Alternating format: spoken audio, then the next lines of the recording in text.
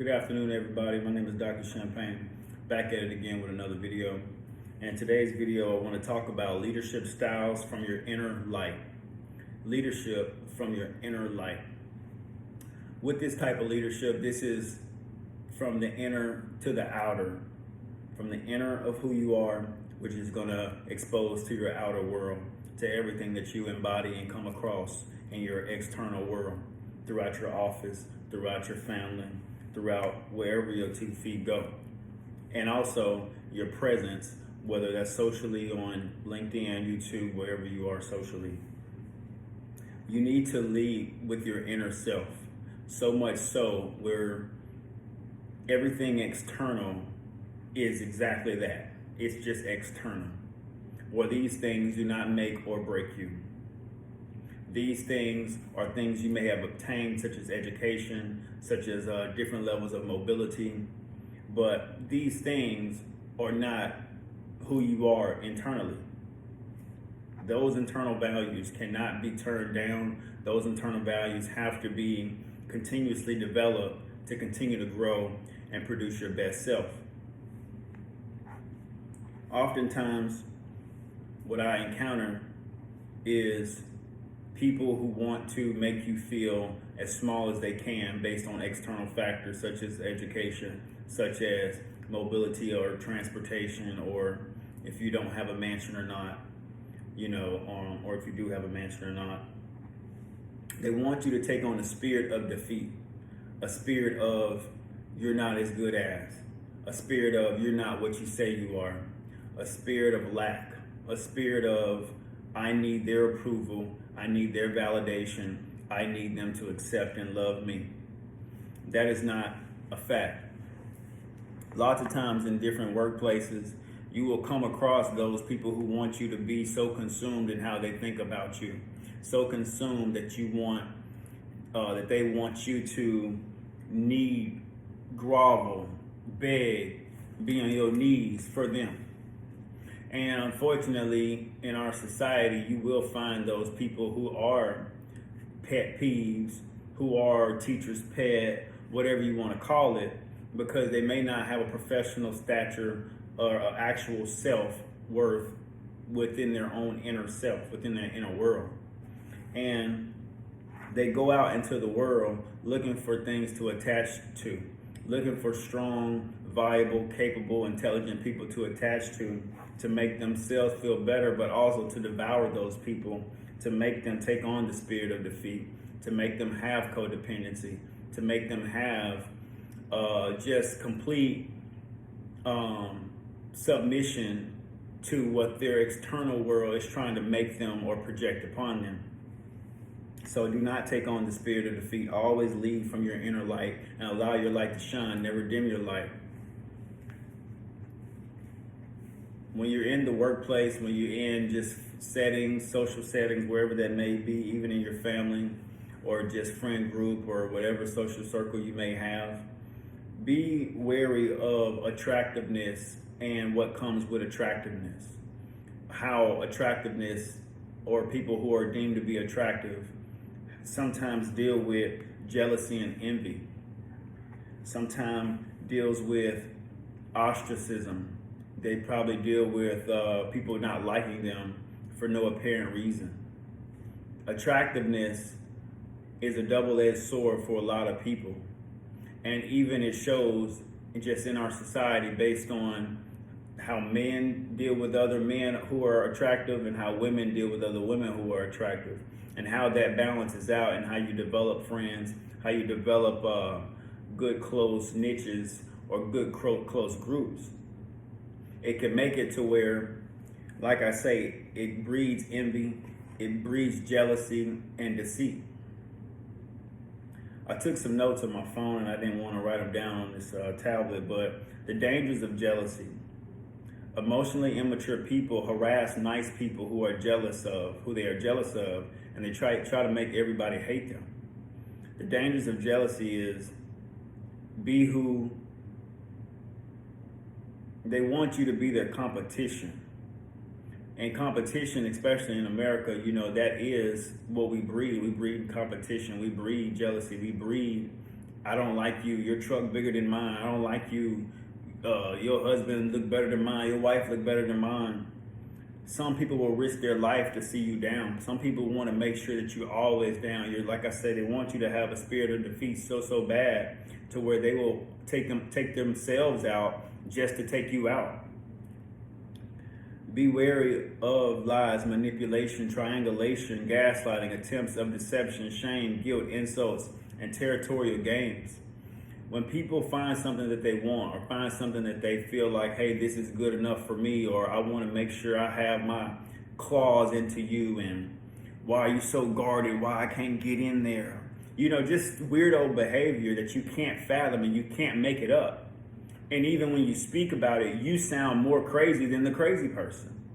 And this is where you have to really hold on to your inner self. This is where your emotions have to be so strong. And also you have to learn how to fight back with your boundaries, fight back with documentation of your experiences, fight back in different ways, because you can easily lose yourself because you can't understand what's going on in your external environment. You have no idea what provoked people to do something, especially when you're really shining your inner light, like I mentioned earlier. You have no idea what's going to be the equal or opposite reaction from you just shining your light. Projection is at an all-time high. Projection tries to destroy your character and trick you off the street. As a black man in the workplace, I deal with a lot of projection. I deal with a lot of things of what people think I am and how they think I am with women and personal life and this, that, and the third. You hiding women in your house and just all types of nasty stuff that you can't even fathom. Like, ma'am, I don't know you.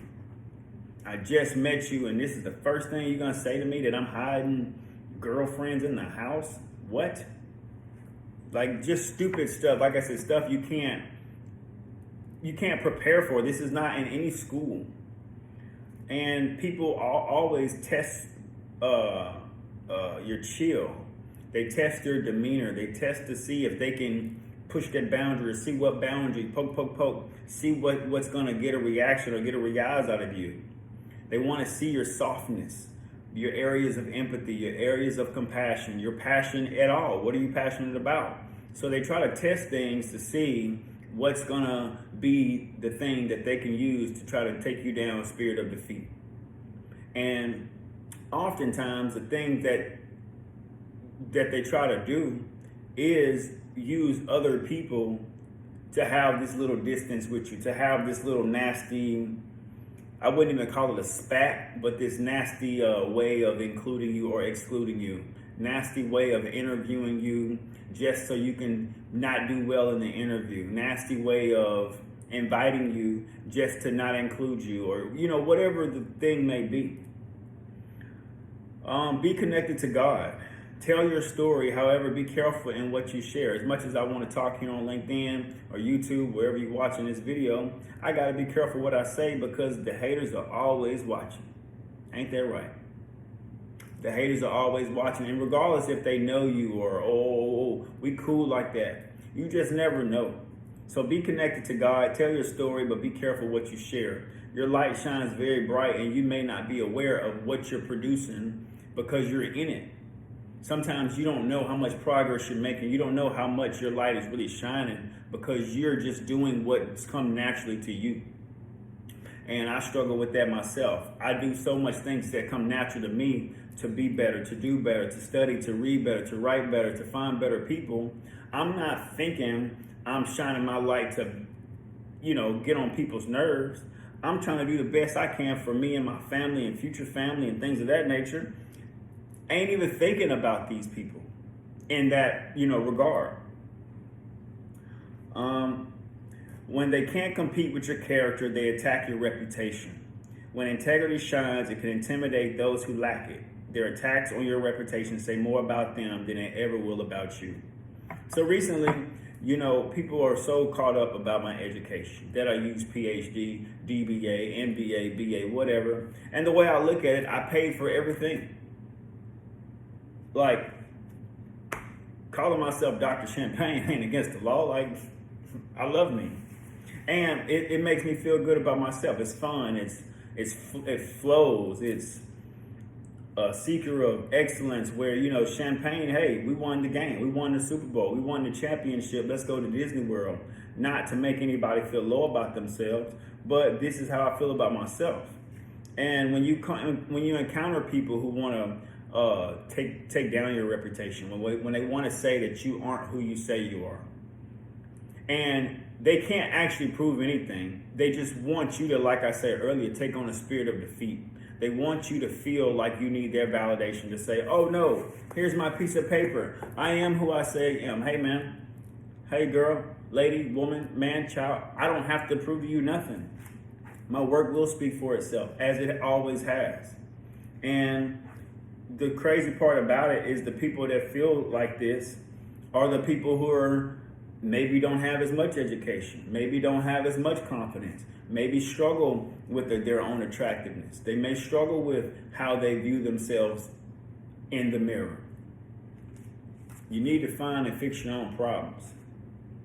And lastly, before I end this video, I really want to say, when you have leadership within your heart, when you have a good heart, a good compassion, skills, it is going to be difficult to find people who give without the string still being attached. A lot of people don't give without the string still being attached. They give it to you, but the string is there so they can pull it back just in case. And that's not true giving. That's not true leadership. That's not true support. That's not true love. Because if you give it, give it. But if you don't want to give it, don't put it in the vicinity like you want to give it. Time and time again in my experience, whether it's on the job, whether it's with friends, well, whoever it may be, lots of times people have this spirit of, I just want to show you, and just so I can show you that, well, I do this and you don't do that. Well, I do that and you don't do this. Instead of just being themselves, and it's like, hey man, okay, great, you wear black every day. I personally don't like wear dark colors all the time. So I'm not going to sit here and, flatter myself or flaunt myself in front of someone who clearly loves to wear black every day. I don't care. But as long as you're a good person, so be it. Let's go get a beer, bro. Like it doesn't matter. And lots of times, like I say, power tripping people who are finally in a leadership position, they may not have it in their heart to be a leader. They need a title to be a leader. I'm going to say that again. They may not have it in their heart to be a leader. They need a title to be a leader. That is not a leader. You are only a manager. You are only a titled supervisor or whatever you are. And leadership's not in your heart. It's not on your tree of leadership. Because a true tree of leadership is supposed to produce something. Somebody needs to come from your tree of leadership. That could be a son, that could be a daughter, that could be colleagues that you used to work with back in '92. That can be whoever it is. But for the most part, leadership is from the heart. Leadership is transformational. Leadership is getting other people to buy in, not only to the program of what you're doing, but even if they can't buy into the program, they buy into you. And they know, hey, well, if I got this person, regardless if we have all the tools and bells and whistles, we're going to get it done because I believe in this person and they believe in me and we're going to keep going. They would never ask me to do something that they wouldn't themselves do. So anyway, that's my quick video. I hope you guys had a great Christmas. Please be safe out here. Be safe on the upcoming New Year's holiday. I'll see you in 2025. Dr. Champagne, out. Y'all have a good day.